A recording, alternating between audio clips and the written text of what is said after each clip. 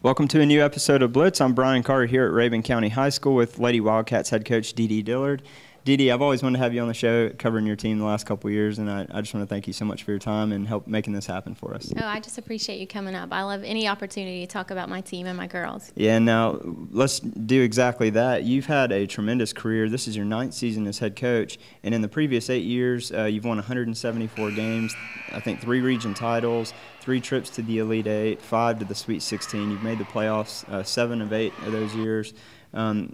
You know, just a lot of accomplishments there, and I'm really proud of the way that you've run this program and made it into an elite basketball program here in the state of Georgia.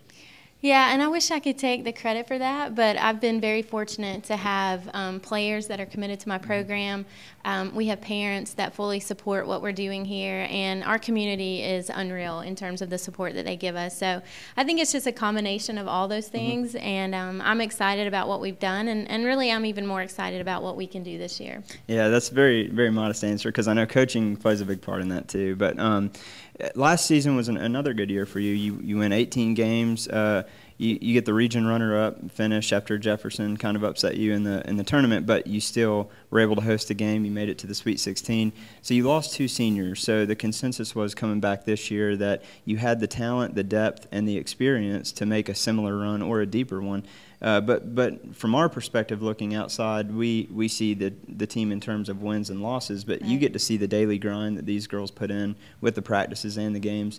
Is this a group of girls you think can make an Elite 8 run as you've done a few times already before? Absolutely. This group, they've played a lot of basketball. They played a lot of basketball together, and I think that's a huge advantage for us.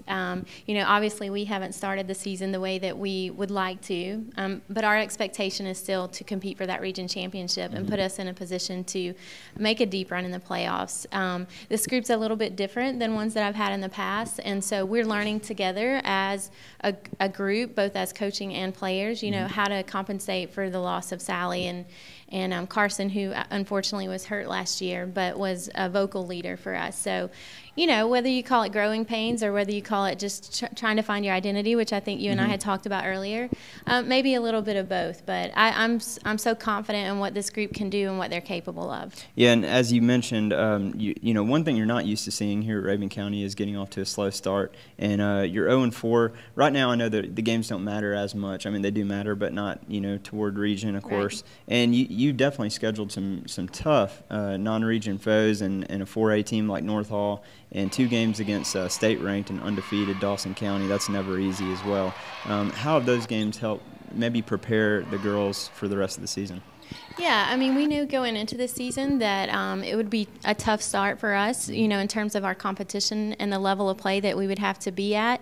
You know, and unfortunately we're not executing right now the way that I think we're capable of. But at the same time, if you look at teams that I've had in the past, you know, we've had some very fast starts, but maybe didn't finish as strong as we would like. So, you know, I told the girls last night the worst thing that can happen right now is that we lose our confidence and that we start focusing on what we're doing wrong. And because we're at a point in the season where we have to start building on some of the things we're doing right.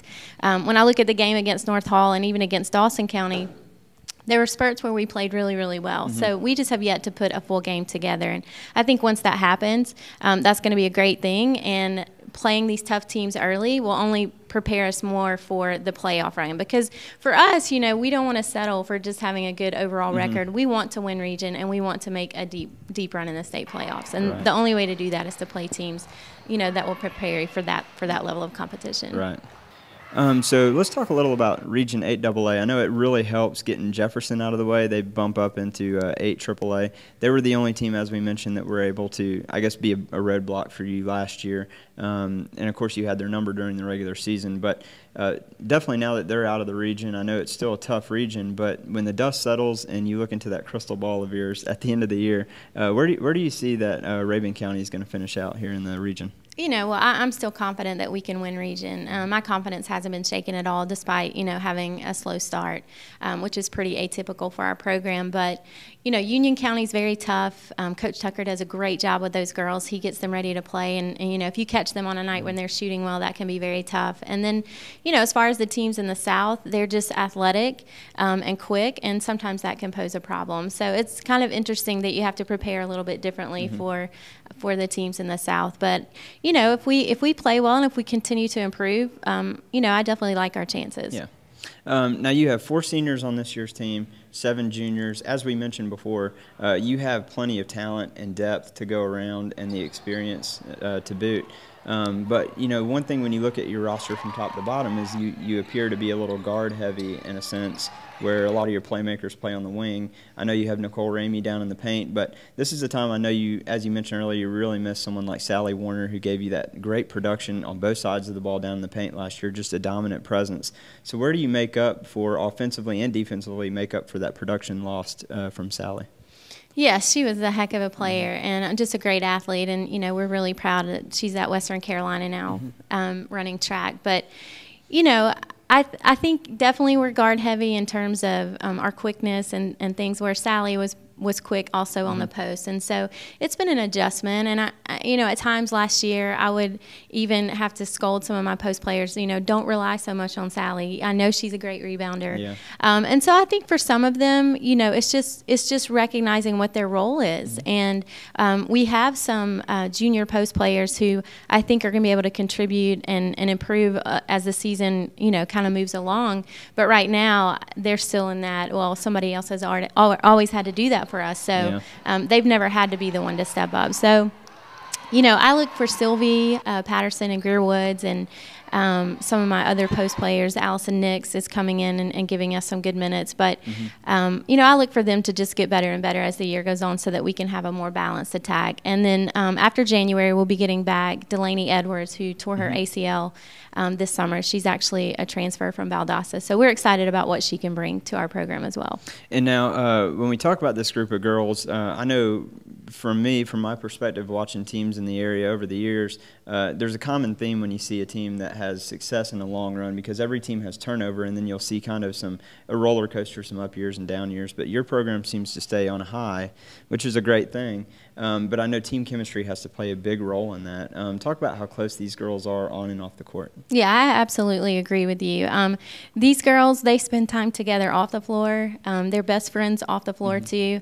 Obviously some more than others, but as a whole, they get along really well. We don't have any team drama, which is very unusual when you're talking about girls, especially in high school. But and that's what I was talking about earlier. I think I've just been really fortunate to have girls who, they love each other. They love this team. They love this program. Being in a small community sometimes also has its advantages, because these girls were in the stands, not long ago, just waiting to put on that Lady Cat jersey. And I think, just it means so much to them that I think all of that plays into how our team functions and that team chemistry that you mentioned. Now, I know this might be a little emotional, but I think it's really cool that you're able to have the opportunity to coach your daughter. She's a junior guard on the team, DeeDee Dillard, and then your son is on the boys' side. He's a senior, also in the guard position. What is that like for you to all three be a part of this great program here, this basketball program here at Rabun County? I know there's got to be a little bit of emotion into that as well, being that it's his last year and you got 2 more with Bailey.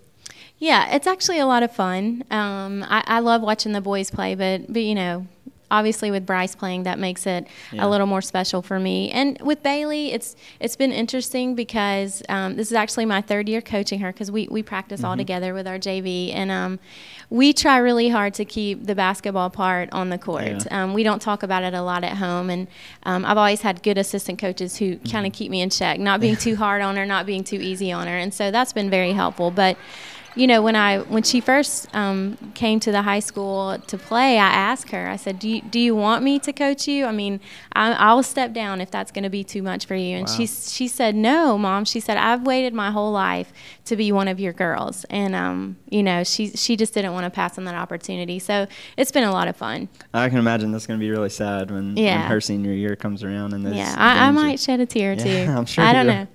Well, DeeDee, thank you again so much for your time. I really appreciate it. And I'm very confident that your Lady Cats are going to make a deep run in the playoffs yet again this year. All right. Thanks, Brian. Thanks for coming. Thank you. Now, when we come back, we're going to have 2 of the Lady Cats senior guards get a little FaceTime here on Blitz. You don't want to miss it.